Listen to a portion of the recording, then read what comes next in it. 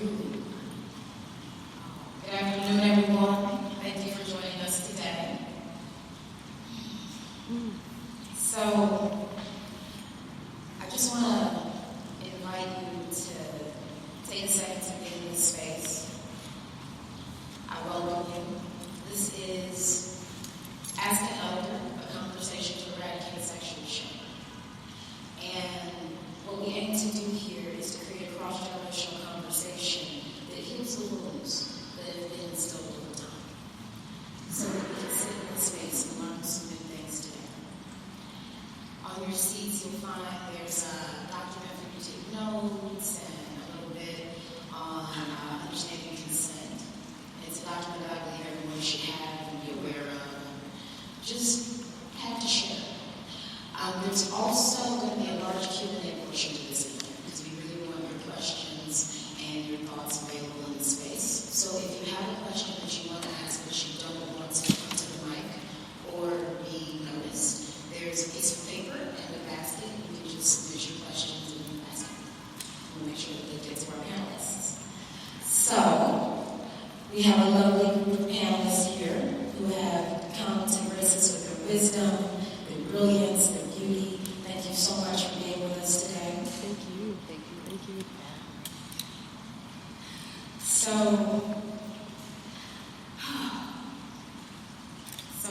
some moments need no words. So I'll start on the end here with Ken. Ken is joining us, and Ken is going to take a second to just share about your work. We've had brilliant conversations about all the powerful things that you're up to in the world, and also share your perspective, what you want to bring to the panel, what knowledge and background you wish to share, and also we'll step into a little bit of creating a safe space. Okay, thank you. Thank you, dear. I'm so excited about this whole day. It's very difficult to contain my joy, so I'm going to have a permanent smile on while I'm speaking. Because this is a very important time. This is a convergence. We're being challenged to be our best selves, not just in this country, but around the world. And so I'm really delighted to be in this space today. So I am a new elder. The term elder, I really see myself as an elder in training. I'm just a little bit over half a century old. And I came into the world feeling very much like an old person. That's what it's like when you grow up in poverty sometimes. And even though that was the condition around me, that wasn't the condition within me.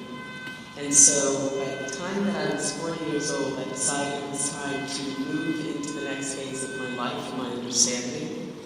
I am a two-spirit. I've always been a two-spirit. My mother is Black and Choctaw Indian. My father is Jamaican and Cuban and was likely Nigerian. And the understanding that I have of sexuality and gender is expansive.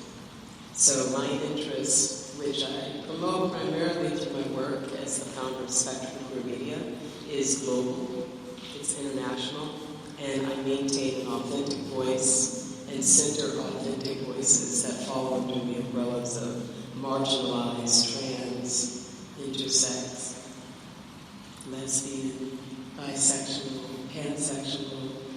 There's such a glorious rainbow revolution, and it's time for us to feel comfortable being ourselves and voicing our truths. So that's what I'm here for. Oh, and my gender is spirit.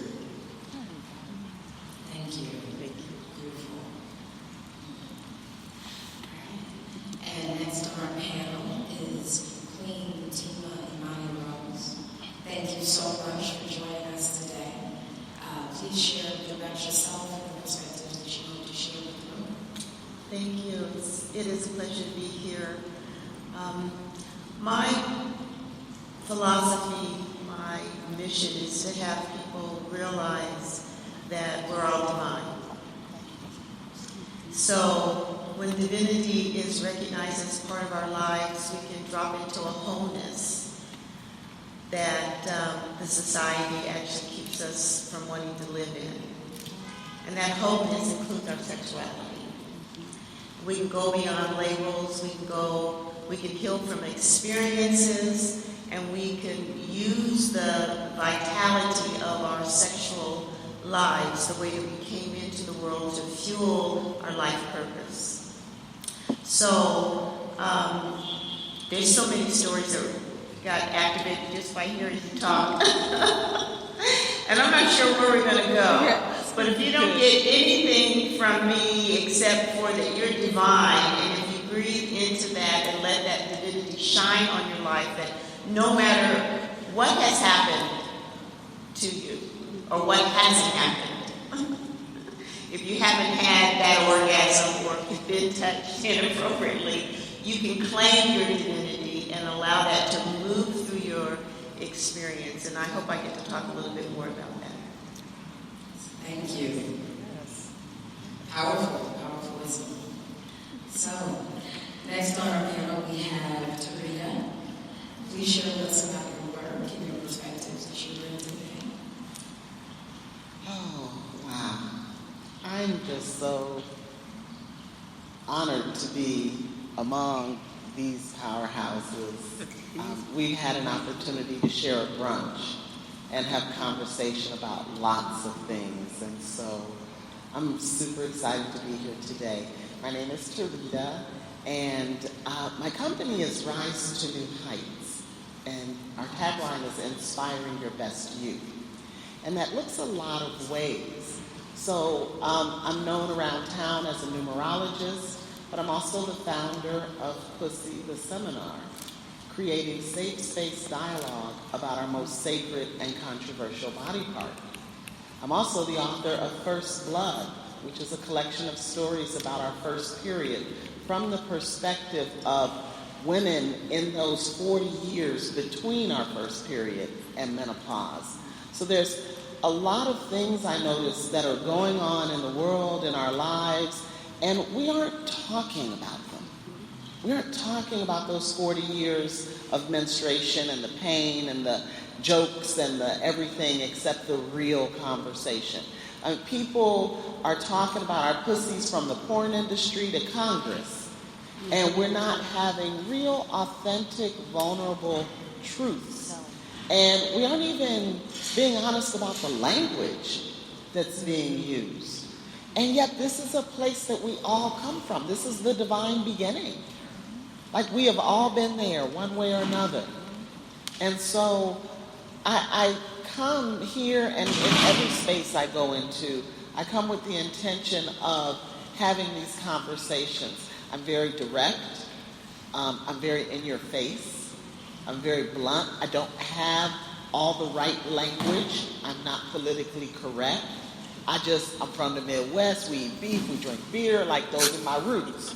And I just come from that place and bring it in hopes that someone will leave my presence and go have this conversation somewhere else with someone else, and bit by bit, conversation by conversation, we can shift what's happening out here in the world in terms of violence, dis-ease, and shame. So when Marnika talked about part of this conversation was sexual shame, I really wanted to be here because sex is fun, it's good for you, pussies are amazing, like there's all these things that we need to be celebrating, and I want to be a part of any conversation that helps get us from shame to freedom. Thank you. All right, and Ms. Juicy Pie from Fierce and Fabulous. Oh, yeah, that's all, she's fabulous. Thank you. I'm just delighted. I'm a burlesque dancer and a sex worker and a pronoun. And most of my out loud work is as a burlesque dancer is for all women, black women specifically, fat black women even more specifically. Learning that all bodies are valid. All bodies are sexual if you choose to be. All bodies are beautiful. And all audiences want to see the naked, want to see the clothes off. So a lot of my work entails getting larger and different bodies, getting people inside of their bodies, and realizing that their body is beautiful. And it's beautiful because it's beautiful, but it's also beautiful because your spirit is housed in it, right? And if you don't like the house where you live, there's a problem. So I try to make that connection for people, which leads to happier lives. Because if you hate yourself, how happy can you ever really be, right? So Marnika asked me to do this, and I was like, wow, but I didn't know about this amazing panel. You guys, you talk about being honored. I'm trying to run away. I'm like, ooh, dang, I gotta step up. And another thing that goes out is like seeing the beauty of this exhibit and seeing the beauty in the audience, so loving. So if I tear up, like, you're just like, and then I see sisters with natural hair and head wraps and shit. And I'm like, oh my God, I can't take this too much. So thank you, Marnika. Thank you. Okay, so I just want to go over a few disclaimers and ground rules. This conversation is being recorded. We're recording primarily from the perspective of the panelists. We won't include any of the audience conversation into the podcast. The IDCAST is an ongoing online radio show that I host, eradicating shame in the space of sexuality and increasing diversity in that conversation. So this panel will be available online for future reference. So, in the vein of that, I'd like to ask Ken to go ahead and work with me in addressing creating a safe space for the Q&A portion. I'm going to moderate, so if anything comes up that needs to be addressed, or something in the rush, we'll go over that, not let it slide, and then anything at the end, please come and see me if you're still feeling like there's something that needs to be worked out. Thank you. You all are so beautiful. I know, right? Oh my goodness. Thank you for showing up. Thank you for showing up for all of us. Thank you for showing up for yourself. It's really important when we gather in a space with the thought that we're going to be moving forward, becoming better people, clearer spirits, that we create a clearing for this to be a safe space. So one of the things that we want to be really intentional about is listening. And for people who are accustomed to listening and not saying very much, we really want to hear from you. So in order to make that possible, we're going to make certain that we have our listening ears on. We also ask that if someone is speaking, that we honor the courage sometimes that it takes to just speak your mind and acknowledge that they have the mic. Is there going to be an actual mic that we pass around for people? Yeah. That's right. That makes it even easier. That's the talking stick, okay? From an indigenous perspective, if someone is holding the talking stick, the electronic, digital talking stick, that means that we're giving that person all of our adoration, all of our love, and all of our attention. And because we only have so much time, please, when you are sharing, try to be mindful. Sometimes when we're speaking, our heart starts racing, and we forget how many paces we've taken. We are blessed to have such a wonderful moderator who will help us with that. So if you see us maybe extending our time, would you mind giving us a little, would you like to say, we love you, or something indicated that we can kind of pull it in. And that's not just for us, that's for everyone in the space, correct? Okay, thank you. And I or we statements, which is a really interesting thing. People talk about I statements. Some of us think in terms of the collective. My name is Ken, folks, so I'm interchangeably we and I at times. However, I'm speaking from my individual experience. And we ask that everyone, when they do share, that they feel comfortable speaking for themselves. If you hear someone share something that resonates for you, please give us the honor of hearing from your perspective and not theirs. Is everyone cool with that so far? All right. And I think the other thing is just be gentle with yourself. Like really honor yourself and be gentle. And if something comes up and you think, nobody wants to hear that, yes, we do. And if you think, I'm going to be someone is going to be triggered by what I'm saying. Then say before you speak,